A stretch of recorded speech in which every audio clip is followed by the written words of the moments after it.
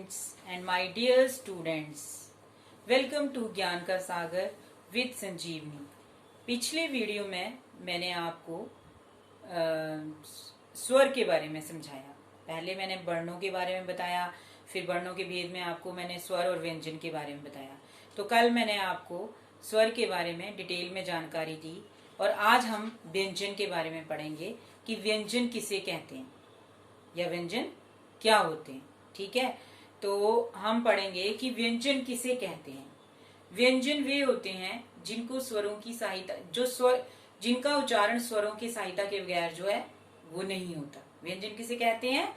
जिनका उच्चारण स्वरों के बगैर नहीं होता, स्वरों के बिना नहीं हो सकता, उन्हें क्या कहते हैं? व्यंजन कहते हैं।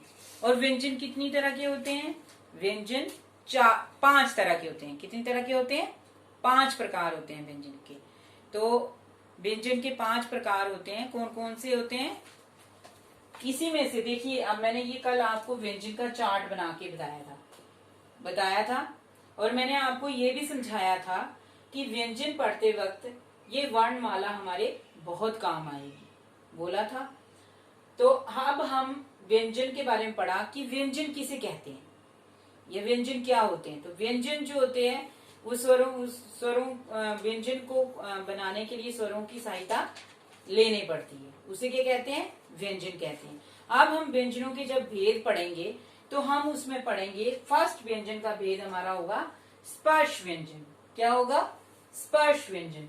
तो अब भाई स्पर्श व्यंजन किसे कहते हैं? जिन शब्दों के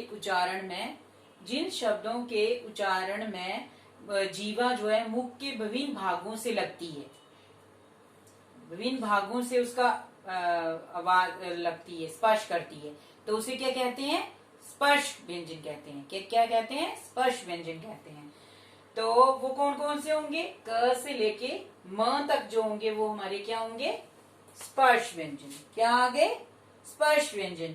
अगर आप इस चार्ट को अपने माइंड में रखेंगे, इन व्यंजन वाले चार्ट को अपने माइंड में रखेंगे, तो हमें व्यंजन की जानकारी मिलेगी। ठीक है, अब हम आपको सेकंड व्यंजन के बारे में बताएंगे। वो क्या है हमारा सेकंड व्यंजन? क्या हुआ हमारा? अंत्य व्यंजन। क्या हुआ? अंत्य व्यंजन। ठीक है, तो अंत्य व्यंजन किसे कहते हैं? जिन शब्दों के उच्चारण में हमारे मुख से जो वायु निकलती है उसमें कम अवरोध होता है या कम प्रयोग होता है, उसको हम क्या कहते हैं? अंत्य व्यंजन। क्या कहते हैं उसको? अंत्य व्यंजन। अंत्य व्यंजन क्या होते हैं? य, र, ल, व, ये हमारे क्या हो गए? अंत्य व्यंजन। क्या हो गए? अंत्य व्यंजन। य, र, ल, व, ये हमारे हो गए अंत्य व्यंजन। ठीक है, अब नेक्स्ट हम पढ़ेंगे ऊष्म व्यंजन। क्या पढ़ेंगे? ऊष्म व्यंजन। अब आप बोलोगे कि ऊष्म व्यंजन किसे कहते हैं? जिन शब्दों के उच्चारण में हमारे मुख से गर्म वायु निकलती है उसको क्या कहते हैं? ऊष्म व्यंजन। अब ऊष्म का ही मीनिंग, ऊष्म को ही गर्म कहते हैं, तो हमने यही इसमें व्यंजन में आया कि ऊष्म व्यंजन किसे कहते हैं? जो जिन व्यंजनों को बोलते समय हमारे मुंह से गर्म वायु निकलती है उसको क्या कहते हैं? ऊष्म व्यंजन। अब ऊष्म व्यंजन कौन कौन से होते हैं? श, श, श, ह। कौन से होते हैं? श, श, ह, श, ह।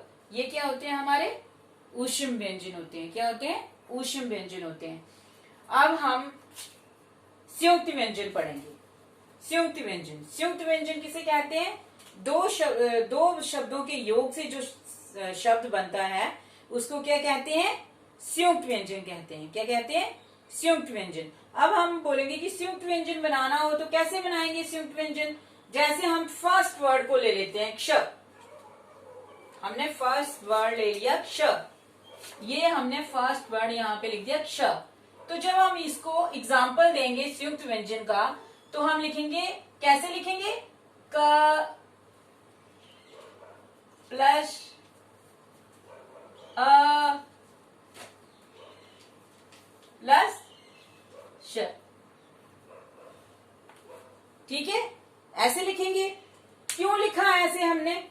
जब हम क्ष बोलेंगे तो किस किस की आवाज आ रही है? क्ष, क की आवाज भी आ रही है, अ की आवाज भी आ रही है और श की आवाज भी आ रही है। तो ये हमारे क्या बन गए? संयुक्त व्यंजन। क्या बन गए हमारे? संयुक्त व्यंजन। नेक्स्ट हमारा आ गया, नेक्स्ट हमारा आया नव विकसित अतिरिक्त वर्ग। नव विकसित हमारा नेक्स्ट व्यंजन क्या आएगा? नव विकसित अतिरिक्त व्यंजन। नव विकसित अतिरिक्त व्यंजन वो होते हैं जिन शब्दों के उच्चारण में हमें विभिन्न प्रकार की व्यंजन प्रयोग करते समय विभिन्न प्रकार की ध्वनियों का प्रयोग किया जाता है। प्रयोग किया जाता है। कौन कौन से आएंगे अतिरिक्त व्यंजन? ढ और ढ। कौन से आएंगे? ढ और ढ। और इसका एग्जाम्पल क्या आएगा? लड़का और,